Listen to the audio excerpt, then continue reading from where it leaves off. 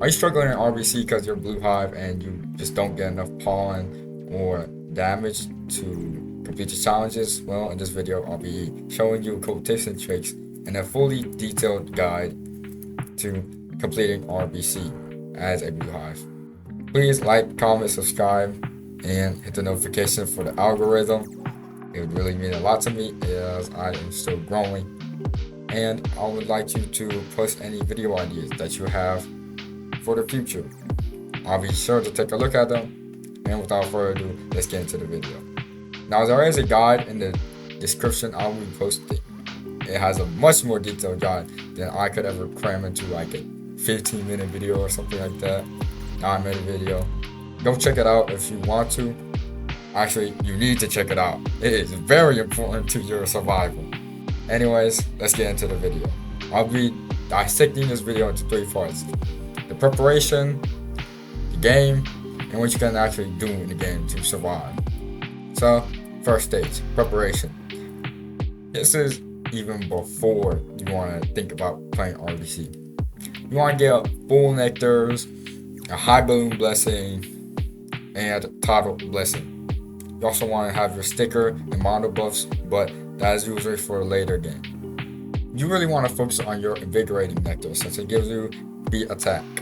That little extra beat attack will be vital for your survivability.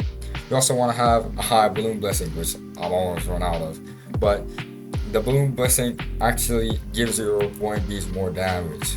That's a little fun fact about buoyant bees. You also want to be using consumables, oil, coconut drinks, super smoothies even, purple potions, even loaded dice. Just something to put you over the edge in RBC. You also want to be playing with other friends. Other friends that will help you out, especially fuzzy alls, are going to be vital. You also want more people with gifted buoyant bees since their surprise balloons actually do spawn in tokens, which is like very essential. They spawn blue bombs, white bombs, links, and honey marks, and pollen marks too. All those would be very nice, especially if you can get them every round with enough people. You also want to be focusing on your win shrine. Those wins will really help you out with the diversity of the RBC challenge. 3 fields from a loaded dice won't be enough, but those extra small boosts from the win shrine will be very essential, especially if you can get the food you're boosting in, like me. When I play the RBC challenge, I boost in the pine tree field since it's blue. If I can get pine tree wins, I'll be very happy since it gives you instant conversion and pollen in that field. And your amulets. Just check your amulets, see if they have any good stats. You want to be looking for movement speed, critical chance, critical power, pollen, blue pollen, just basic stuff like that. And lastly, your hive composition. You want to be looking at specific bees that you might want for RBC. Like me, I have a gifted hasty bee. Its gifted bonus is very good if I can get it. 20% player move speed is going to be vital for the fast-paced action of RBC. I also have a gifted precise bee since the 3% super crit chance is going to be very good, and it also gives me precision, a very nice thing. It also gives me focus, which is secondary, but still. You just want to be changing up your hive comp if you are playing RBC, since it does get a little bit hectic. Your mutations are also something that you should look at, especially damage, convert rate, bar even. You just want to have every single optimization that you can to add to your arsenal. Now that we have prepared for the RBC challenge, let's see what the RBC challenge even is or has to offer. RBC challenge consists of 25 rounds. Each 5 rounds is a challenge, and the higher you get, the more rewards you get. At round 20, you can have access to the digital bee, and that's what we're going for, round 20. Now in the early game, this is about level 1 to 8 or 9. You want to be focusing on cards per round, and or pollen, and or challenge. You really want to be focusing on cards per round as your upgrades, since those cards per round will scale very nicely. It will set an extra baseline, basically just raise your foundation up higher so that you can get more upgrades, bees, and even quest rewards. As for the mini game, this is around stage 10 to 15. You want to be focusing on your damage and your pollen. Mostly your damage, but you can also focus on pollen too. If you think you can't do a quest, then simply just reroll it. If you think about it this way, if a quest seems too hard, reroll it, since you won't be able to use it when you're dead. You also want to be considering the fact of getting rid of your cards per round upgrades.